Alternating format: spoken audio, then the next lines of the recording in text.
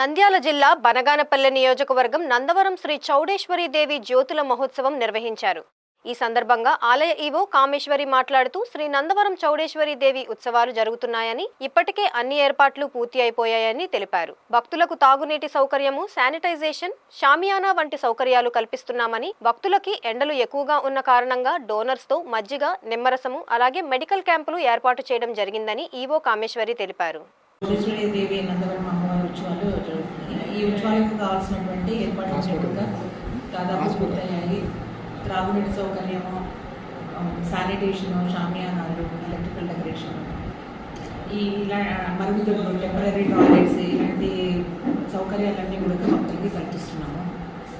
Parking place కూడా అంత clean చేయించేసేసి వాటి కూడా వచ్చిన భక్తులు వెహికల్స్ పార్క్ చేసుకోవడానికి పార్కింగ్ సౌకర్యం కల్పిస్తున్నాము.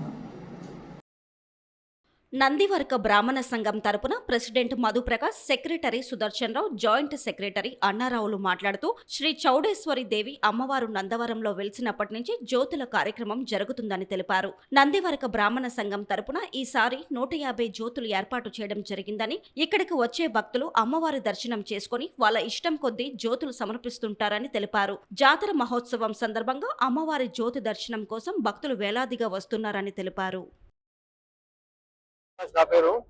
ఇక్కడ దాదాపు అమ్మవారు ఇక్కడ వెలిసినప్పటి నుంచి కూడా జ్యోతుల కార్యక్రమం జరుగుతూ ఉంది. ఇక్కడ విశేషం అంటే జ్యోతుల కార్యక్రమమే. ఇక్కడ మా సంఘం తరఫున కూడా మా వాళ్ళ తరఫున ఒక 150 జ్యోతులు, ఈ సంవత్సరం కూడా 150 జ్యోతులు వచ్చినాయి. ఇవన్నీ కూడా చాలా వాళ్ళ యొక్క పరిశుద్ధంగా తీసుకొని వస్తున్నారు ఇక్కడికి. నేను నందవరిక బ్రాహ్మణ సంఘం సెక్రటరీని. ఇక్కడ దాదాపు అంటే కొన్ని వందల సంవత్సరాలు అమ్మవారు, దాదాపు 500 సంవత్సరాల కిందట వచ్చిన కాశీ నుంచి అమ్మవారు ఇక్కడ ఆమె జ్యోతి రూపంలో వచ్చింది. కాబట్టి ఈ రోజు జ్యోతి రూపకంగా దాదాపుగా ఈ జ్యోతులు అనేటివి మనకు అమ్మవారి గుడికి వస్తాయి. దాదాపు అంటే మాకు ఒక 10 ఏళ్ల కింద వస్తే 10-20 జ్యోతులు వచ్చేటివి.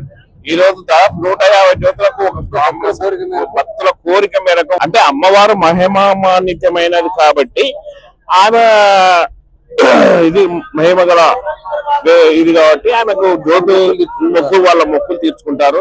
చాలా ఇది ఎందుకంటే వాళ్ళ కోరికలు కానీ ఏమైనా కానీ ఉంటే కూడా అమ్మవారు ఖచ్చితంగా నెరవేరుస్తుంది. ఇది ఖచ్చితంగా మేము ప్రత్యక్షంగా మేము అనుభవించిన రోజులు ఉన్నాయి ఇప్పటికీ. కాబట్టి అమ్మవారిని చాలా మహిమాన్వితం. ఖచ్చితంగా ప్రతి సంవత్సరం కూడా అమ్మవారి జ్యోతులు చాలా విజయవంతంగా జరుగుతాయని చెప్పి నేను కోరుతున్నాను. నందవరం శ్రీ చౌడేశ్వరి దేవి అంటేనే ఆమె సాక్షిమాతగా 9వ శతాబ్దంలో నందవరం గ్రామానికి నందన్ రాజు కోరిక మేరకు బ్రాహ్మణులు ఇక్కడికి తీసుకొచ్చినారు.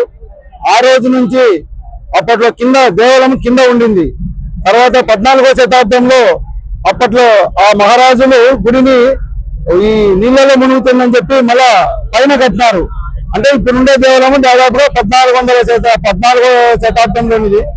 అప్పటి నుంచి కూడా ఈ నందన చక్రవర్తి కోరిక మేరకు వచ్చినటువంటి శ్రీ విశాలాక్షి దేవి ఇక్కడ చౌడేశ్వరి దేవిగా వెలిసింది. అటువంటి శ్రీ చౌడేశ్వరి దేవి జ్యోతి స్వరూపంలో ఈ రోజు గుడిలోకి జ్యోతి స్వరూపంలో వస్తుంది. కాబట్టి ఈ రోజును జ్యోతి ఉత్సవం అని పిలుస్తున్నారు. ఈ జ్యోతి ఉత్సవం దాదాపుగా మా నందవరిక సంఘం నుంచి కూడా 140-150 జ్యోతులు ఇక్కడ ఈ సంవత్సరం చేయడం జరిగింది. ఈ దాదాపుగా 500 జ్యోతులకు పైన ఈ నందవరం గ్రామంలో జరిగినాయి. కాబట్టి అమ్మవారు కోరిన కోరికలు తీర్చే కొంగు బంగారు తల్లిగా, నందవరికుల ఇలవేల్పుగా, నందవరికుల అక్కడి నుంచి కాశీ నుంచి తీసుకొచ్చేటువంటి బ్రాహ్మణము అమ్మవారు ఎమ్మడి వచ్చినాం కాబట్టి, నందవరం గ్రామంలో ఉన్నాం కాబట్టి ఈరోజు మమ్మల్ని నందవరిక బ్రాహ్మణులను పిలుస్తున్నారు. ఆ రోజు నుంచి ఈ రోజు వరకు అంటే 9వ శతాబ్దం నుంచి 21వ శతాబ్దం వరకు కూడా మనకు ఎలాంటి ఇబ్బంది లేకుండా కొలిచిన వారికి ఏ కోరికలు ఉంటే ఆ కోరికలు తీర్చే తల్లిగా శ్రీ నందవరం చౌడేశ్వరి దేవిగా వెలిసి ఇక్కడ మా కోరికలను తీరుస్తూ మమ్మల్ని ఆనందంగా ఉంచడానికి అమ్మవారు సహాయశక్తులు కృషి చేస్తుంది. మాకు ఇంతటితో ఇది సమాప్తం. జై.